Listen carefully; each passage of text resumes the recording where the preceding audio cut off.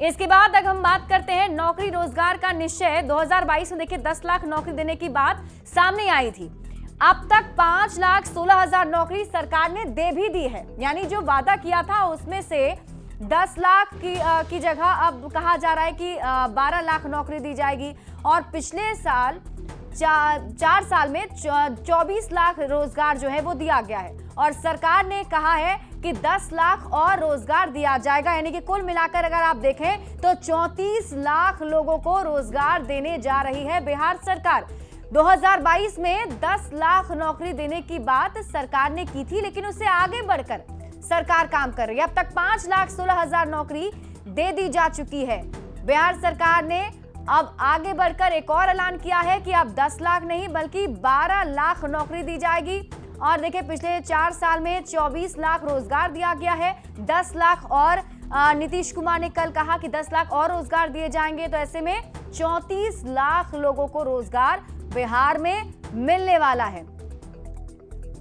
तो बिहार में नौकरी की बहार है। 7 निश्चय पार्ट 2 के तहत बिहार में नियुक्ति प्रक्रिया जारी है। अब तक 5,16,000 नियुक्ति हुई है और 5,17,000 रिक्ति के विरुद्ध नियुक्ति प्रक्रिया जारी है। 1,99,000 अभ्यर्थियों को नियुक्ति पत्र बांटा गया है। बिहार में कुल 12 लाख से अधिक लोगों को नौकरी भी दी जा रही है।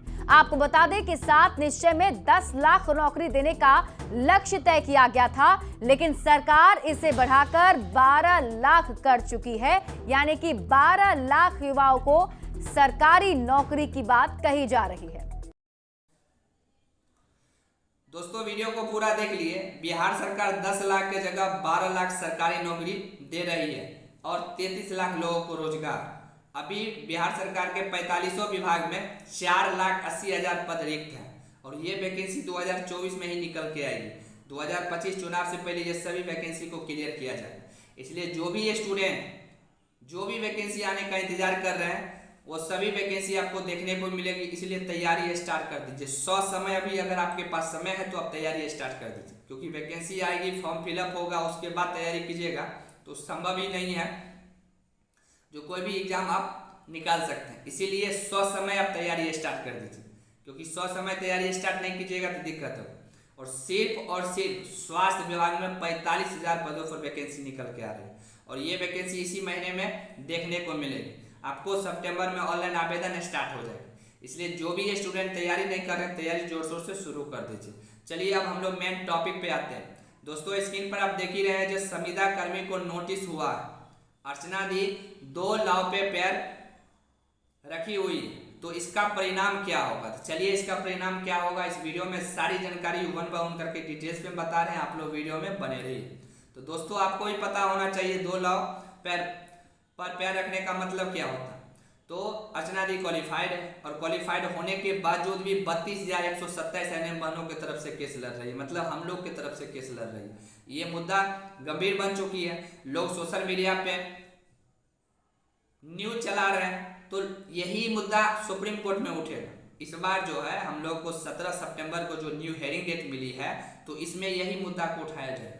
जब आप क्वालिफाइड है तो फिर संविदा कर्मी की तरफ से क्यों आप केस लड़ रहे हैं, हमको ये बताइए। तो ये बात में दम है और यही चीज़ अभी सीबीटी क्वालिफाइड की तरफ से जो भी वीडियो बना रहे हैं वो अभी सोशल मीडिया पे चला रहे हैं, ठीक है। और ये 2-3 दिन से न्यूज चल रही है, इसलिए आज हम इसको क्लियर कट करने के लिए आए हैं। क्लियर हम आपको बताने के लिए आए जो इसका परिणाम क्या हो सकता है और इसका परिणाम क्या हो सकता है और ये परिणाम किसको झेलना पड़ेगा। तो 32,127 एनएम बहनों को झेलना पड़ेगा, क्योंकि यही मुद्दा जो है सीबीटी क्वालिफाइड के जो भी लीडर है वो अपने वकील साहब को कहेंगे उठाने के लिए। और जब वकील साहब यही मुद्दा उठाएंगे तो लाजमी है जज साहब तो पूछेंगे ही पूछेंगे। जब आप क्वालिफाइड हो चुके हैं तो फिर संविदा एनएम बहनों की तरफ से क्यों केस लड़ रहे हैं? तो बताइए अर्चना दी क्या इसका जवाब देंगे। अर्चना दी जवाब नहीं दे पाएंगे तो फिर हो गया, यहीं पर फंस जाएगा केस, तो पूरा फंस जाएगा, फिर बचाव में हम लोग भी कुछ नहीं कर पाएंगे। तो इसलिए 32,127 एनएम बहनों को फ्यूचर बर्बाद ना हो, इसलिए अर्चना जी शांतिपूर्वक आप बैठ जाइए।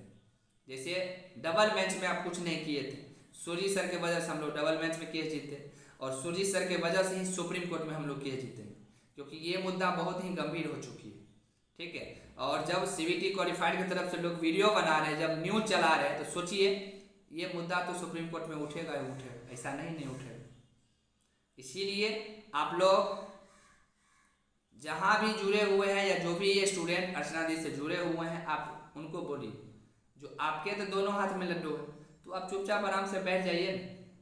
सुजीत सर जो काम कर रहे हैं सुजीत सर को करने दीजिए, ठीक है। क्योंकि सुजीत सर आपसे ज़्यादा पढ़े लिखे हैं, समझदार हैं, पिछले 10 साल से केस ही लड़ रहे हैं, 10 साल से उनके पास एक्सपीरियंस है, तो आपसे ज़्यादा नॉलेज है, इसलिए तो केस लड़ रहे हैं, इसलिए तो हम लोग को यहाँ तक पहुँचाए। तो फिर आपको बैठने में क्या दिक्कत है?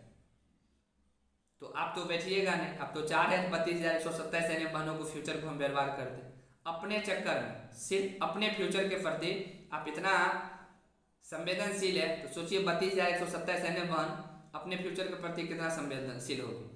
तो इसीलिए सभी स्टूडेंट एक बार अगर जुड़े हुए हैं तो आप लोग ये सवाल कीजिए, ठीक है। नहीं तो 100 समय अगर जागरूक नहीं हो पाइएगा, 100 समय अगर ये नहीं रुक पाएगी तो फिर दिक्कत हो जाएगी। सुप्रीम कोर्ट में सुनवाई डेट आएगी, हर चीज़ आएगी और ये मुद्दा सुप्रीम कोर्ट में उठेगा तो फिर दिक्कत हो।